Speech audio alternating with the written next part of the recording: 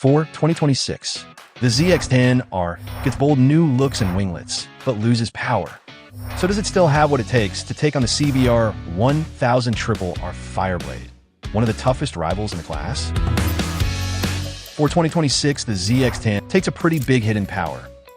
With emissions regulations getting tighter and Kawasaki not really making any major changes to the engine, it's officially out of the 200 horsepower club. It now makes 196 horsepower at the crank, which is about 21 horses down compared to the Fireblade. Torque doesn't look any better either. The Ninja now puts out 110 Newton meters, which is 3 Newton meters less than the Blade. The upside, though, is that it makes its peak power at a slightly lower RPM, and if you're not planning on doing much track days or revving this thing to the limiter all the time, that top-end horsepower gap isn't going to matter much. On the scales, the Fireblade continues to dominate. It's about 8 kilos lighter than the Ninja, and when you combine that lower weight with more horsepower, the Fireblade clearly walks away with a much better power-to-weight ratio. The main reason the Ninja's power is down is pretty simple. The engine is basically unchanged, while emissions regulations keep getting stricter. Kawasaki worked with what they already had to make it Euro 5 plus compliant, using subtle tweaks that include adding a second oxygen sensor. The upside is that Kawasaki promises a smoother, more refined throttle response. It's still the same inline-4 as before, just a bit more restrained. The Fireblade also runs an inline-4 with similar displacement, but Honda takes a different approach. The Blade uses a shorter stroke layout, which lets it rev higher. On top of that, Honda uses a semi-cam gear-driven valve train, shortening the cam chain, enabling higher revs, and keeping the engine more compact. A higher compression ratio also helps squeeze out more power. Both bikes come with a 6-speed gearbox and a slip-in assist clutch. The ZX-10R comes in 2 color options. First is the classic Kawasaki lime green with blue accents, and the second is a matte gray, finished off with lime green winglets.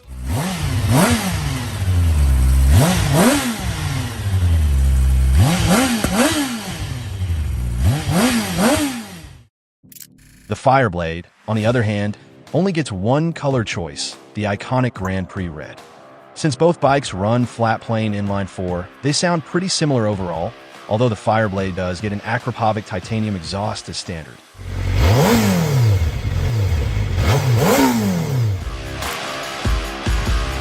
As for electronics, these 200 horsepower crotch rockets get all the state-of-the-art rider aids you'd expect to help keep things under control.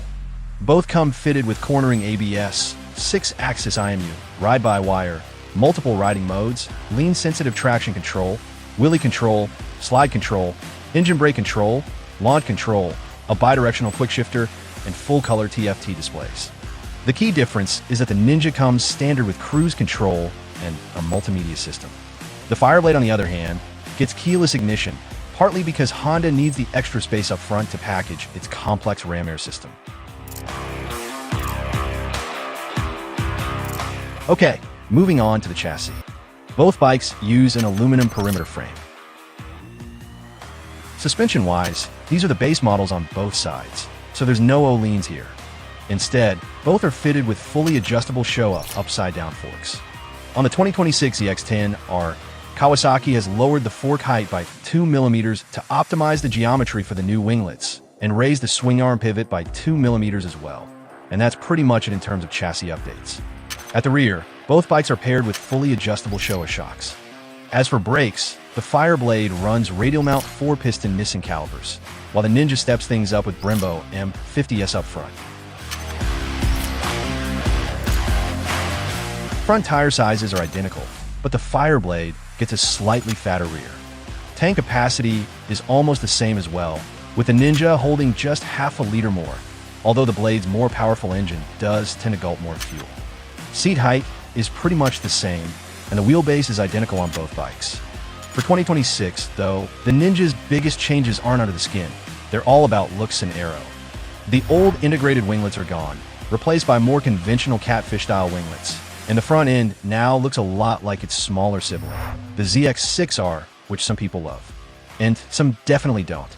The upside is that Kawasaki claims around 25% more downforce. When it comes to outright power, the Fireblade clearly takes the win. It has the more powerful and more sophisticated engine, engineered with a much stronger race homologation bias.